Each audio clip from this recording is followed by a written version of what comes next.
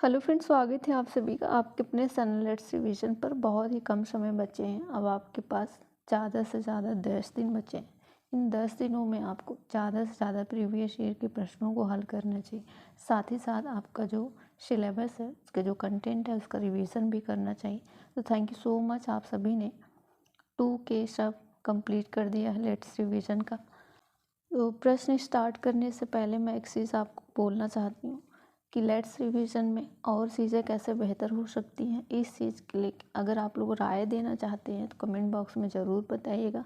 उस चीज़ को मैं सुधारने की कोशिश करूँगी। तो प्रश्न यहाँ से स्टार्ट करते हैं। पहला प्रश्न ये कह रहा है कि ब्रेल लिपि में मोटे कागज़ पर उभरे हुए बिंदु बने होते हैं। यह लिपि आधारित होती है 8 पॉइंट पर, 7 पॉइंट पर या 5 पॉइंट पर या 6 पॉइंट पे। तो 8 नहीं, 7 नहीं, 5 नहीं, बल्कि 6 पॉइंट पे वेस्ट होता है। तो यही आंसर आपका यहाँ पे ठीक हो जाएगा। पेंटिंग से एक प्रश्न आपके एग्ज़ाम के अंदर देखने को ज़रूर मिलते हैं। तो पट चित्रकला की जो कला है, ये किस राज्य की पेंटिंग है, ये आपको बताना है। महाराष्ट्र की है, गुजरात की है, या फिर उड़ीसा की है, या फिर आपका मध्य प्रदेश की है। तो पट चित्रकला जो है वो आपका उड़ीसा का है, इसलिए इस प्रश्न का आंसर आपका यहाँ पे सी आपका आंसर हो जाएगा। इन सारे सवाल को सबसे पहले मैं कम्युनिटी पोस्ट में करवाती हूँ। चैनल को सब्सक्राइब कर लीजिएगा ताकि जब भी मैं कम्युनिटी पोस्ट में सवाल को पोस्ट करूँ वो सारे सवाल आपके मोबाइल स्क्रीन पे हों। तो ये जो सवाल है इसमें आपसे ये पूछा जा रहा है कि किस राज्य में झूम खेती की जो प्रथा है वो सामान्य है। उड़ीसा, मिजोरम या बिहार। जैसा कि आप लोग जानते हैं, ये आपका मैप हो गया। ये इधर के जो एरियाज़ हैं यहाँ पे आपका जो है झूम खेती जो है वो प्रसिद्ध है। तो ये आपका मिजोरम आंसर यहाँ पे आपका ठीक हो जाएगा, यानी इस प्रश्न का आंसर आपका यहाँ पे बी ठीक हो जाएगा। जैसा कि आप सब जानते हैं, पक्षियों से और पक्षियों की चोंच से प्रश्न एग्जाम के अंदर आते हैं। तो इस प्रश्न में आपसे पूछा जा रहा है कि किस प्रकार की जो पक्षी है उसकी चोंच जो है मीट को काटने, उसके साथ साथ खाने के काम में आती है। लंबी पतली सुई जैसी चोंच, या फिर हुक जैसी चोंच, या फिर सीधी और पतली चोंच, या फिर तिकोनी आकार की चोंच। तो पक्षी की जो चोंच होती है मीट को काटने और खाने के लिए यहाँ पे हुक जैसी चोंच होती है। तो इस प्रश्न का आंसर आपका यहाँ पे बी आंसर यहाँ पे ठीक होगा। तो एक बार व्यंजन से जो बनने वाले प्रश्न है उसको ध्यान से पढ़ लीजिएगा। लिंग हुफेन हांगकांग में रहने वाले लोग तैयार करते हैं। यह निम्नलिखित में से किससे तैयार किया जाता है। तो आई थिंक कि ये सवाल आपका 2021 में आया है। साथ ही साथ कई बार ये सवाल रिपीट हुआ है। तो बेहद महत्वपूर्ण ये सवाल है, ध्यान से इस सवाल को करिएगा। ये आपको फिर से एग्ज़ाम के अंदर देखने को मिल सकता है। तो आप जानते हो लिंग हुफेन ये कहाँ का है। हांगकांग में खाया जाने वाला व्यंजन है। ये किस चीज़ से बनाया जाता है, ये चीज़ें आपको यहाँ पे पूछी जा रही हैं। मेढक से, ऑक्टोपस से, या फिर आपका चमगादड़ से, या फिर सांप से। तो सांप के मांस से बनाया जाने वाला ये व्यंजन है लिंगोहोफेन, जहाँ जो है हांगकांग के लोग खाते हैं। तो इसलिए इस प्रश्न का आंसर आपका यहाँ पे डी आंसर ठीक हो जाएगा। बहुत ही महत्वपूर्ण चैप्टर है आपका मधुमक्खी पालन। तो इसको एक बार आप लोग ज़रूर पढ़ लीजिएगा, क्योंकि एक सवाल आपका मधुमक्खी से हर ईयर में पूछा जाता है। तो बिहार के लोगों के लिए मधुमक्खी पालन का प्रारंभ करने का जो समय है वो सबसे अच्छा समय कौन सा है, ये चीज़ आपसे पूछा जा रहा है। अप्रैल से जून, या जनवरी से मार्च, या फिर अक्टूबर से दिसंबर, या फिर जुलाई से सितंबर। तो आपका आंसर यहाँ सी आंसर यहाँ पे ठीक हो जाएगा। अक्टूबर से दिसंबर यहाँ पे आपका ठीक हो जाएगा। थोड़ा सा व्याख्या भी हमने लिया है, ये एक बार पूरा व्याख्या आप लोग ध्यान से पढ़ लीजिएगा। मधुमक्खियाँ अक्टूबर से दिसंबर तक क्या करती हैं, अंडे देती हैं। मधुमक्खी पालन शुरू करने का सबसे अच्छा समय यही होता है।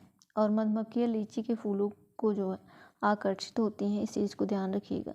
तो इसलिए इस प्रश्न का आंसर आपका यहाँ पे जो है अक्टूबर से दिसंबर आंसर आपका यहाँ पे ठीक हो जाएगा। मधुमक्खी पालन को जो है एपी कल्चर कहा जाता है। कुडुक कहाँ के लोगों की बोलचाल की भाषा है, झारखंड, मिजोरम, या फिर आपका आंध्र प्रदेश या फिर आपका असम। तो आपका यहाँ पे पहला ही आंसर यहाँ ठीक हो जाएगा। यानी कुडुख जो है कहाँ के लोगों की बोलचाल की भाषा है, झारखंड। आपका यहाँ पे आंसर ठीक हो जाएगा। चैनल पर नया है तो प्लीज़ चैनल को सब्सक्राइब करिएगा और वीडियो को लाइक ज़रूर कर दीजिएगा।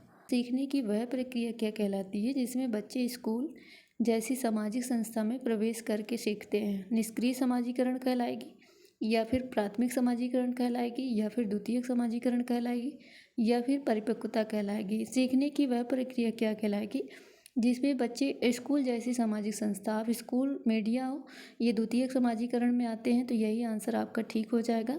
आपका जो परिवार है वो प्राथमिक समाजीकरण में आता है। तो इसका आंसर जो है आपका यहाँ पे सी ठीक हो जाएगा।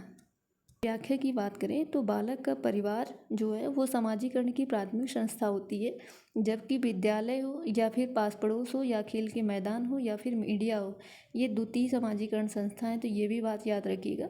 इस तरह से आपका प्रश्न का आंसर जो है वो आपका थर्ड यहाँ पे ठीक आंसर हो जाएगा। एक नीचे दिए गए लक्षणों वाले पक्षी का क्या नाम है? यानी ये आपका एक जो है फैक्ट दिया गया है कि एक पक्षी ऐसा जिसके दुम पर पैसा सिर से पैर तक दिखे नीला ही नीला। तो आप जानते हो इस चीज़ को, इसमें कोई बताने की ज़रूरत नहीं है। तो मोर यहाँ पे आपका आंसर ठीक हो जाएगा। यानी इस प्रश्न का आंसर आपका मोर हो जाएगा। तरह की मेढक और कीटों को फंसाने और खाने वाला जो घटबढ़ी पौधा है ये कहाँ पाया जाता है? तो ये भी आपका 2022 में आया था। महाराष्ट्र हो जाएगा, या मणिपुर हो जाएगा, या मिजोरम हो जाएगा, या फिर आपका क्या हो जाएगा?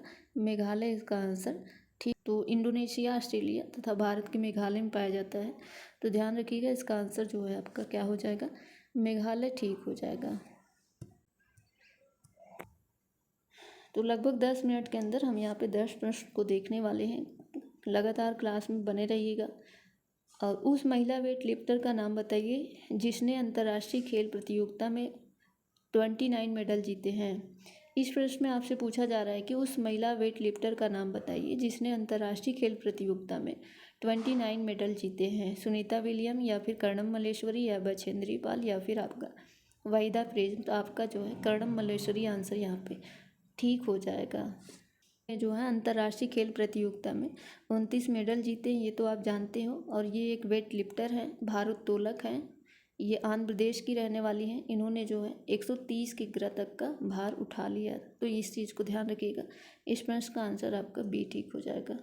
इसे उसे चुनिए जिसे भारी वर्षा वाले क्षेत्रों के गांव में रहने वाले लोग को बनाना चाहिए। सपाट छत वाले बांस के घर, या फिर सपाट छत वाले पत्थर लकड़ी के घर, या फिर बांस के खंभों पर बने ढालू छत वाले घर, या फिर मिट्टी और फूस के घर जिनकी ढालू छत कटीली झाड़ियों की बनी होती है। तो इस चीज़ को आप जानते हो। इसका आंसर जो है आपका जो है वो सी ठीक हो जाएगा। यानी बांस के खंभों पर बने ढालू छत जहाँ पे जो है अधिक वर्षा होती है। कंटेंट प्लस पेडागोजी के सवाल दोनों हमने लिया है। सवाल कम है, आज 10 सवाल हैं, नेक्स्ट डे 20 करेंगे, 30 करेंगे। इस तरह से अधिक प्रश्नों को करवाने की कोशिश करेंगे।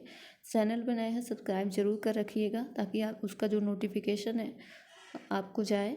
तो निम्नलिखित में से कौन ईबीएस सिखाने की अधिकतम सुविधा प्रदान करता है? विवरण है, या पाठ्यपुस्तक परीक्षा होगी, या फिर कहानियाँ और आख्यान होगा, या फिर आपका संदर्भ युक्त पाठ्यपुस्तक होगा? तो इसका आंसर आपका यहाँ पे सी ठीक हो जाए। प्राथमिक स्तर पर ईबीएस की सीखने सिखाने की प्रक्रिया के लिए शिक्षकों के लिए चुनौतीपूर्ण क्या है?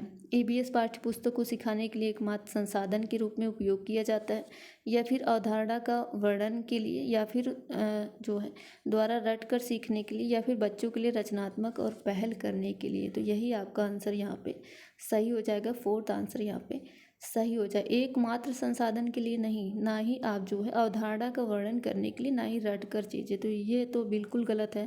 तो आपका आंसर यहाँ पे फोर्थ सही हो जाएगा। शिक्षण शास्त्र के संबंध में निम्नलिखित में से कौन सा कथन सत्य है? यह पुनः प्राप्ति प्रथा पर केंद्रित है, या फिर इसमें प्रशिक्षक के रूप में शिक्षक शामिल है, या फिर यह किताबी है, या फिर यह बाल केंद्रित है, चाइल्ड सेंटर। डी ठीक हो जाएगा। ध्यान रखिएगा, प्राथमिक स्तर पर पढ़ने अध्ययन की शिक्षा शास्त्र के संबंध में जो है चाइल्ड सेंटर्ड है। तो यहाँ पे इसका आंसर आपका यहाँ पे जो है डी ठीक हो जाएगा। लोक नृत्य है, मिजोरम का है, या फिर असम का है, या छत्तीसगढ़ का है, या फिर आपका उड़ीसा का है? तो आप जानते हो चिराव जो है वो मिजोरम का लोक नृत्य है। चैनल पर नए हैं तो प्लीज़ सब्सक्राइब कर रखिएगा और वीडियो को लाइक कर दीजिएगा। लाइक से क्या होगा कि यूट्यूब जो है वो और लोगों तक भेजेगा और कुछ नहीं होता है लाइक से। तो आप एक लाइक ज़रूर करिएगा। आपके लिए मैं बहुत ज़्यादा मेहनत करती हूँ, बहुत ज़्यादा अथक प्रयास से ये सारी चीज़ें हो पाती हैं।